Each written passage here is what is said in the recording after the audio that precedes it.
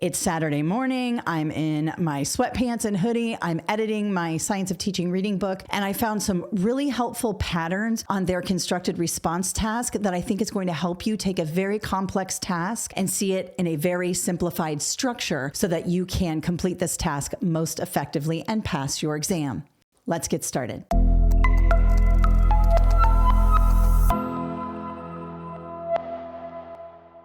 All right, so I want to break down the constructed response task on the STR, the Science of Teaching Reading. And one of the things that I noticed while I was looking through my study guide is that all of the constructed responses follow a typical pattern. And in that pattern, they are giving you so much information that you probably feel compelled that you have to look at all that information and use all of that information. But really, you only have to use little pieces of that information, and you can even pick what you want to talk about. You do not have to use it all. And there are certain patterns in the task that I want you to have a look at because you will know what you are going to write before you even get into the testing center. You're going to be able to have like a backup plan for all different strategies and all different rationales so that when you're actually presented with the prompt, you're going to know exactly what to do. So let's hop over to my brand new study guide. I'm going to start with my sample prompt number 1, and I want to show you the patterns that you need to look for. So let's have a look at sample prompt number 1. Your prompts are going to look very similar. They're pretty much going to have the same exact information with just a couple of changes in each prompt. So every prompt will have certain elements. So it doesn't matter which prompt you get or whatever scenario they give you on test day, they're all going to follow a certain pattern. You're always going to have this first little paragraph here that introduces you to a student, their age, grade level maybe, and something like this. Her primary language is English, right? So you're looking at that and you're understanding who your student is, how old they are, and any other little tidbits of information. This is very helpful because you can see here that Maya is 7 years old. So I'm thinking first or second grade. Where are students at first or second grade? And your mind can sort of sift out what's really important and what you should be focusing on in terms of strategies. Now, the next paragraph here is just kind of setting you up for the task. This is probably always going to be the same. It's basically saying using your knowledge of reading pedagogy, right? The stuff that we learned about in the study guide, and developmental progression of foundational reading skills described in the Texas Essential Knowledge and Skills, the text. So those are the standards. Analyze the information provided and write a response that's 400 to 600 words. This is always going to be the same. They're basically saying write a response that is aligned to the text. And that's very easy to do because everything we just learned about in this study guide is aligned to the text and all reading standards. So you don't have to freak out too much. You don't have to memorize any standards for 7-year-olds or for second graders. You just have to use language like this is helpful because it's aligned to English and language arts skills in the text. You can just use some of that language in your writing and you will satisfy that little blip of information in the prompt. Now, the only length requirement, it doesn't say how many paragraphs it has to be. It doesn't say how many sentences per paragraph. We get those questions a lot. It only says it has to be, the entire thing has to be between 400 and 600 words. And if you sort of understand this, you will easily hit 400 to 600 words. Don't go over. Don't give them 1,000 words. You could get docked for that. Also, when you try to write too much, you end up making things very confusing, okay? So we want to stick to the task. We know right now that Maya is our student. She is 7 years old, most likely in second grade, and her primary language is English. We need to write a 400 to 600 word essay in which we respond to what they're asking us here. Here we go. We have some bullets here. These are all going to be the same. This is asking you here to identify where Maya has a need or where she struggles in terms of foundational skills. All right, you can see here, foundational reading skills. All this is here is listing all the foundational skills for you, which you already know. Phonemic and phonological awareness, phonics, recognition of high frequency words, syllabication, morphemic analysis, reading fluency. All of that is part of the foundational skills section of this study guide and the test, right? We talk about those code-based skills, those foundational skills. That's what we're talking about here. This bullet looks super long because they're giving you like all the possible things you could say. So it's actually more information. That's a good thing for you because if you flake out and you think, oh my gosh, what are the foundational skills? They're listing them right here in this example, phonemic awareness. Okay, got all of that there. So one need in which we do that. And then we are going to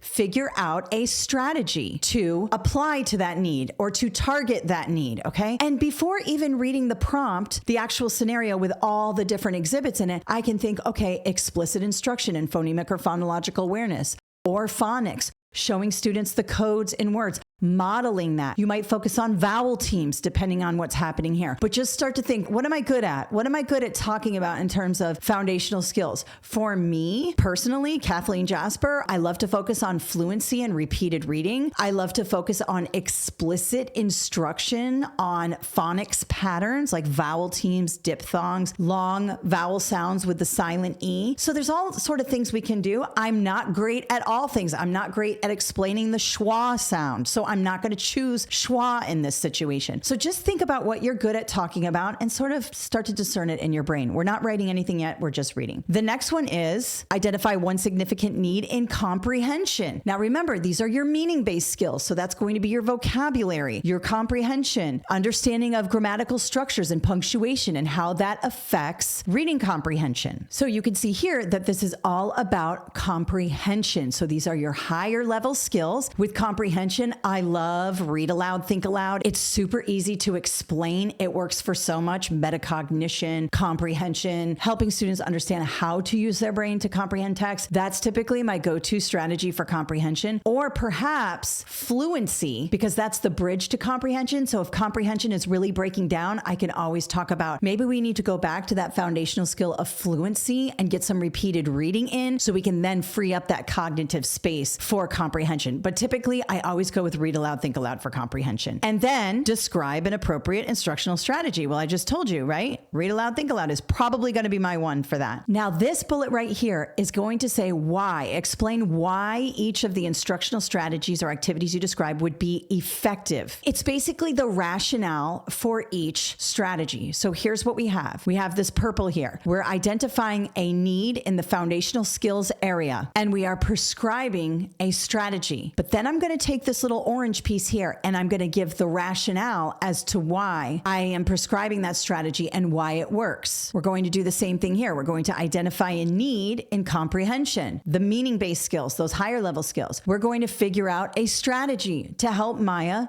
increase that skill or sharpen that skill. And then at the end of that paragraph, it's a really nice way to wrap it up. I'm going to explain the rationale. So it's basically foundational need, strategy, rationale, comprehension need, strategy, rationale for that strategy. That's how the structure is going to be pretty much every time. And your prompts are going to have different things going on, but that structure remains the same. Let's have a look back at the document so I can show you more. Now, one other thing that it does here, notice it says citing specific evidence from exhibits, particularly word reading assessment, the oral reading transcript, and the fluency screening data. In this particular prompt, notice the exhibits they're going to give me. We say here, word reading assessment, right?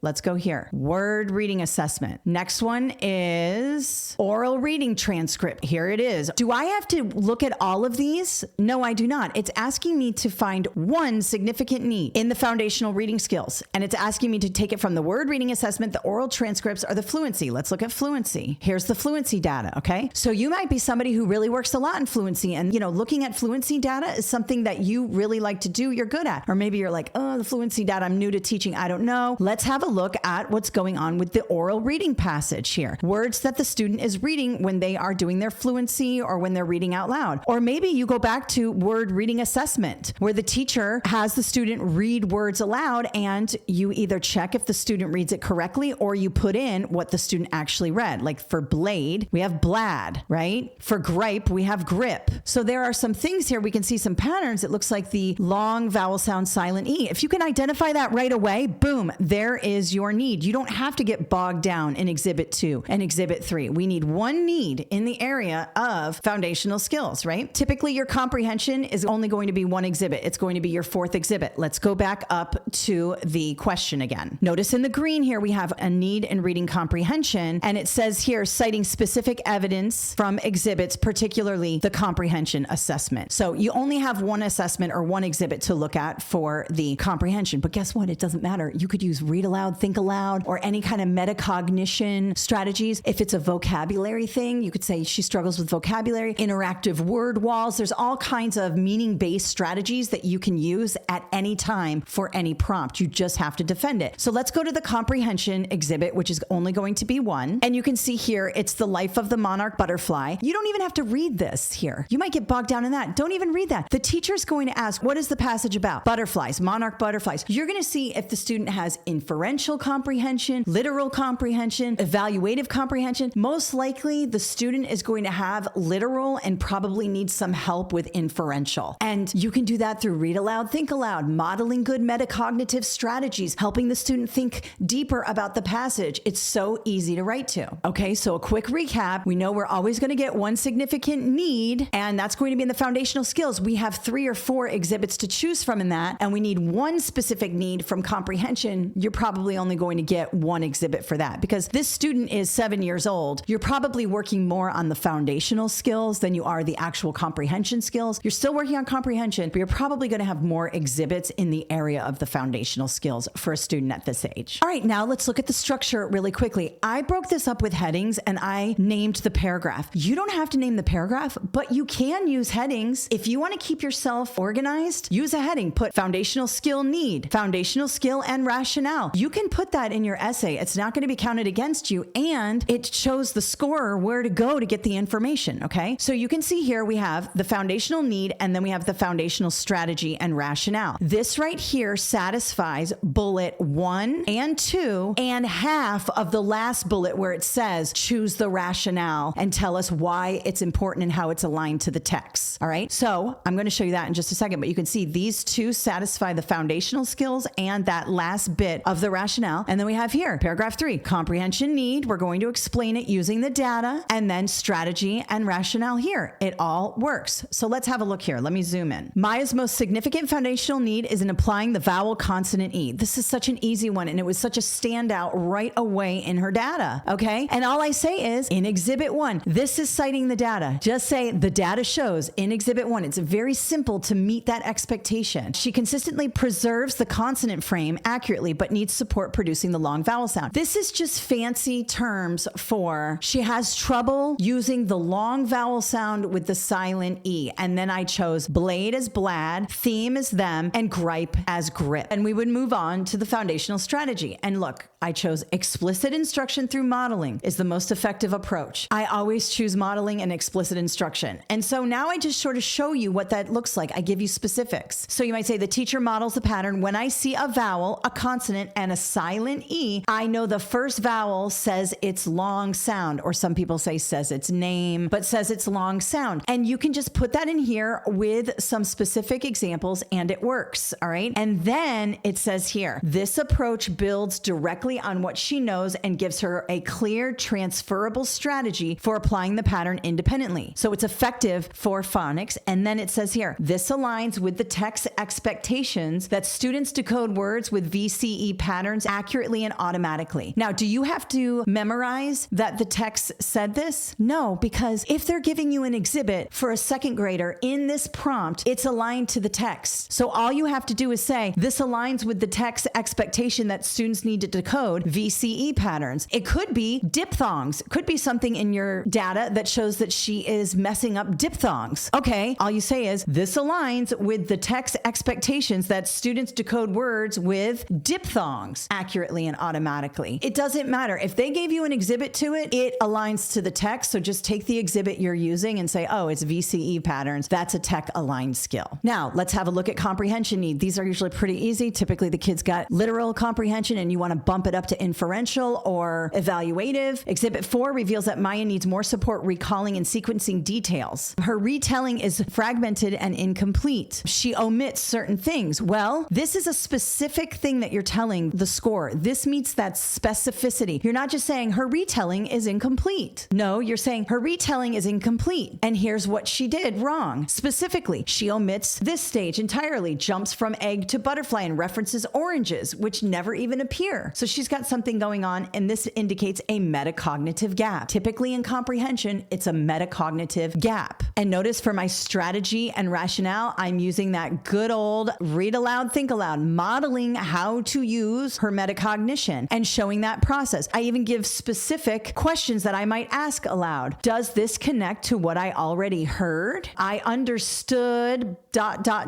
This is all really important because it gives you examples. And then, just like I did up here, this aligns with the text expectations that student decode words. Here we go. Aligned with the text expectations that students use comprehension strategies to build and monitor understanding. This is language that's in the text. So you can use that for every single comprehension question you get. It totally works. So you can see that we have a longer video this time, but I wanted to show you all of those really noticeable patterns on the constructed response. You'll see it every time you take this exam. And some of you have had to take it more than once, and that's okay. Lots of people have to take it more than once. If you're struggling with the constructed response, have a look at it in my book or any other study guide. You can also get the sample prompt on the website for the STR. The testing company does provide you with their own prompt, and I highly recommend you go and check that out. But you can also use my book or other avenues to find writing prompts that will help you with this. You can also use AI. You can take the rubric from Pearson, from your STR blueprint and specifications, and you can upload it into ChatGPT or Claude and say, listen, I'm practicing my writing. Can you generate me another prompt like this with a different scenario? And it'll spit them out. They're not going to be as good as when